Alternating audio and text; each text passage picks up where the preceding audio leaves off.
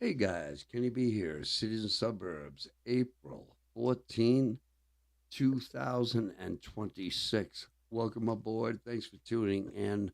I just wanted to check in with you guys really quick and let's look at some of the fuel prices and um, my channel. I love Worcester. I love you. We'll get to that in a minute, but everything and everyone is affected by high fuel prices, right?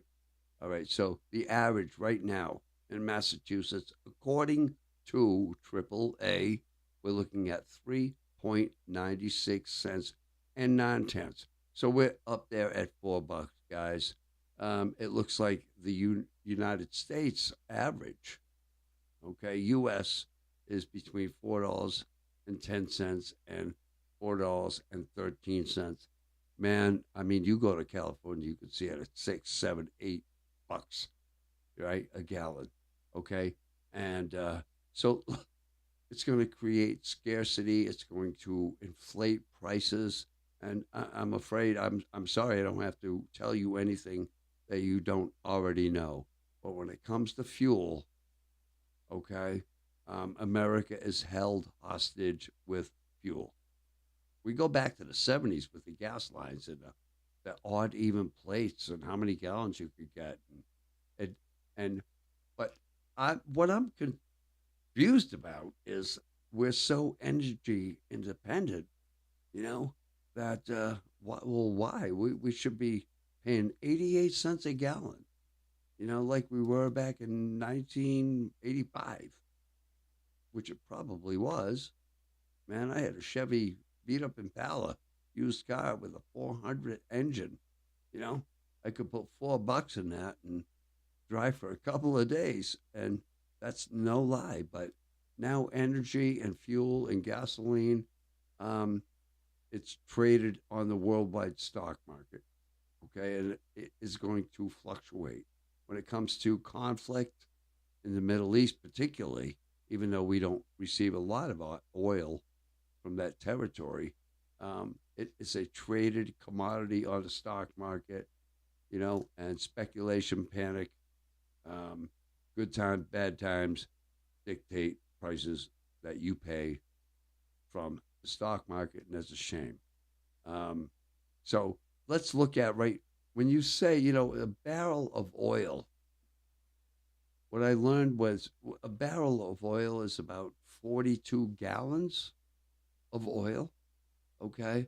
And each time a barrel of oil goes up a certain percentage, I think it's maybe $10, um, you pay 25 cents more a gallon for gasoline when it's finally, you know, broken down and processed from crude into actual gasoline. All right. So that's how that is dictated. Okay. Now, what's going to happen now because we have a blockade? The United States has a blockade around the Strait of Hormuz. So that means nothing's getting into Iran. And Iran saying, well, yeah, yeah, it's almost like a spitball fight. And, two countries flipping the bird at each other. I don't know where this is going to end.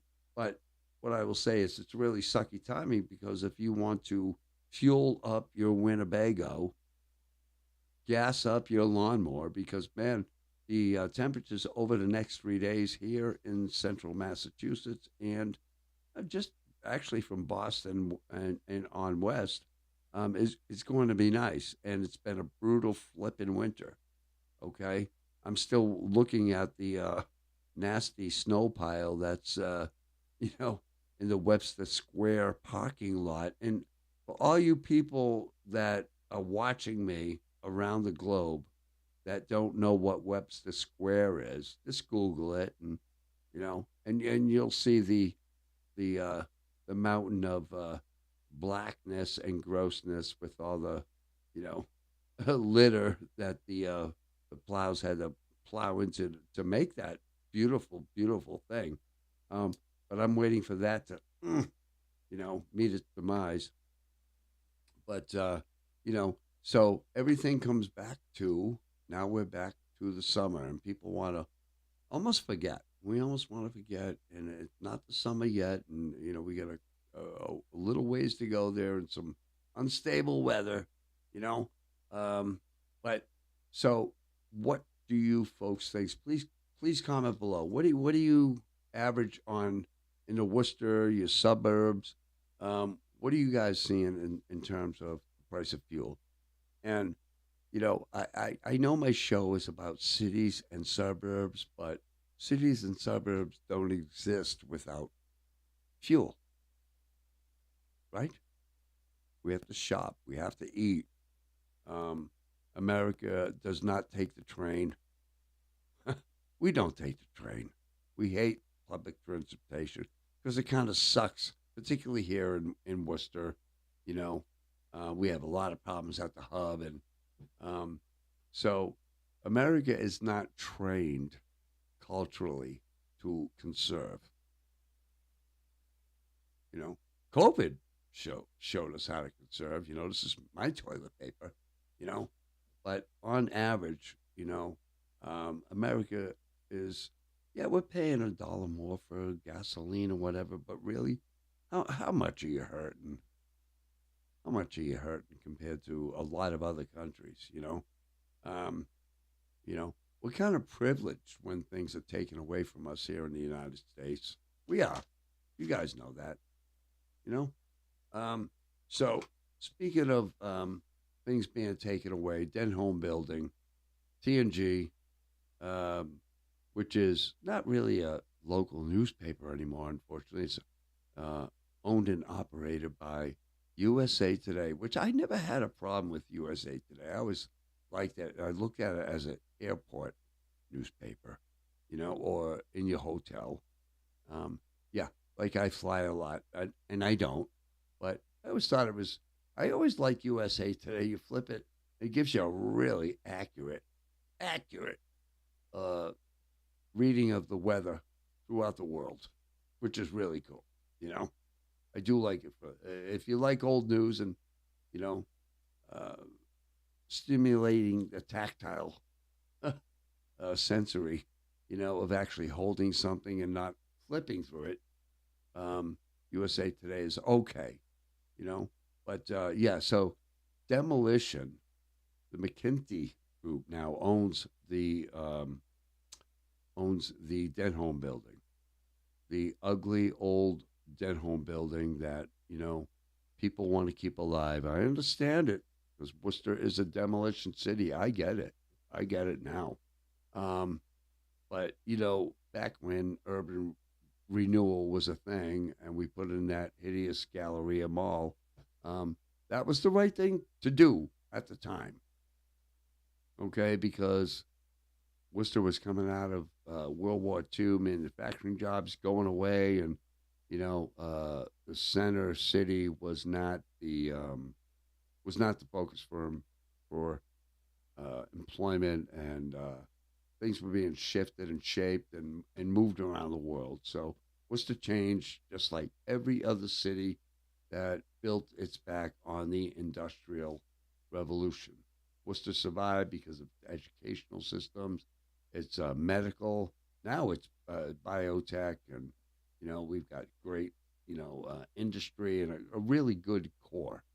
Okay, but now we're looking at an old department store, Denholm and McKay, the Boston store, moved in Worcester a long time ago. I mean, late 1800s, and there's more history on that. If I can find a link, I'll share it. But so now the building is going to be demolished. Now it has two, Denholm and McKay, which is right across the street from City Hall, which used to have the building right across from City Hall, big brick, and you know, and a lot of the brick structures were destroyed in a lot of towns because as soon as the steel age came in, like the Park building on the corner of Park Street and Main Street, which is now Franklin Street, first steel frame building built in Worcester. Um, you know, it started to shift that way. And so the Boston store was destroyed, but it gave Worcester back in the day like this class. Worcester had reached a class status where there was a period of time where we had disposable income. The trolleys, the trains, it was just a place to do business. Now, it came out of the canal era into the train era, but it was still kind of like a city. It was not as nasty as some of those old English cities that, you know, the folks from, Europe, migrated here from some really nasty, nasty places. Uh, kind of clean, a thriving hub where someone could find a job, and the factories weren't great. There were no um, child labor laws. There was no, but it was almost like a place to advance, and Worcester did. And as we advanced and economies changed, um, and you know, goods changed and global manufacturing changed, Worcester changed. And eventually across now we see, that glass tower was like, and still is, that replaced the learner shops, you know. But across that's Harrington Corner, and some of the old infrastructure is still there. But as far as the Den Home building right now, you guys, I do hope they take the escalator. It was the first escalator here in Worcester, and Otis Elevator Company, and put that in the Hall of Fame somewhere, and don't sell it off like some obscure place like Whalen Park, right? This I was doing some research on Whalen Park, and up there in Lunenburg off Route 13, and all these old trolley parks, and where are they now? You know, where are all where is the carousel? Where is this? Where is that? So I'm hoping that we could do something like that, Worcester, right?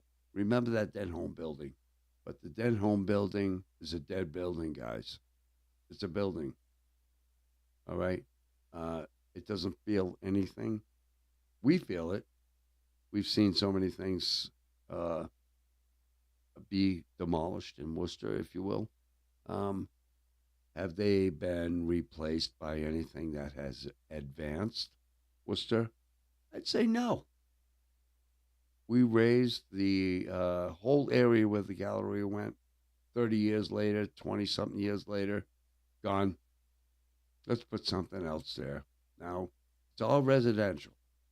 So I will say to the city of Worcester, and my challenge is, now that you have a lot of people living downtown, you surely should accommodate them with boutique shops and retail, and hopefully they have some disposable income, particularly after, we have to pay, $5 a gallon for gasoline, which I hope it does not raise uh, to that level this summer. Anyway, guys, checking out. Can you be here? Thank you, and we'll see you next time. Thanks.